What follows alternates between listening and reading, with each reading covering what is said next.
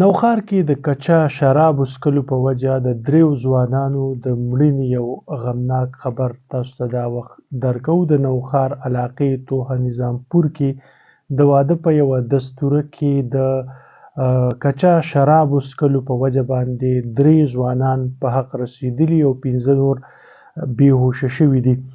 د نظامپور تاڼې ایس ایچ او شاهد خان تر مخه دغه پیښه په توحه نظامپور کې د واده په یوه دستوره کې د موسیقۍ د محفل په دوران باندې رامنځته شوې ده. په دغه موسیقۍ په پروګرام کې یو شمېر ځوانانو کچه شراب څښلي دي، د کوم په وجه باندې چې 3 ځوانان په حق رسېدلي دي او همدغه شانتې کې 15 نور بېهوشه شوي دي او بیا وروسته د علاج دپاره قاضي میډیکل کمپلیکس ته رسولی شوي دي. د مقامي پولیس ایس ایچ او شاهد خان وینا ده چې په مړو شوو کې 25 کلن عاطف حسین ولد الطاف حسین، 22 کلن لقمان ولد نوروز او 34 کلن اسف محمود ولد عبدالرازق چې دي. نو دغه عبدالرزاق دغه کسان په دې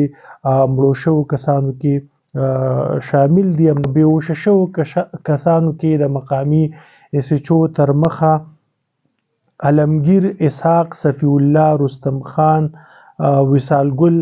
د مقامي ایس ایچ او شاهد خان وینا ده چې د واده په دستوره کې د موسیقۍ محفل منتظم الطاف حسین اعتراف کړی دی چې هغه کچه شراب هغه د اټک ښار نه اخیستي وو او دلته کې بیا راوړي وو چې دلته بیا په نظامپور کې د واده په دغه دستوره کې د موسیقۍ د محفل په دوران باندې د 22 نه 40 کلونو عمر لرونکو پورې ځوانانو هغه څښلي دي چې 3 پکې ساه ورکړې ده. وروسته دغه کسان پوسټ مارټم شوی دی او بیا یې مړي چې دي هغې خپلو خپلوانو ته سپارلی شوي دي. د نور معلوماتو او اپډیټس لپاره د وحدت نیوز سره اوسئ.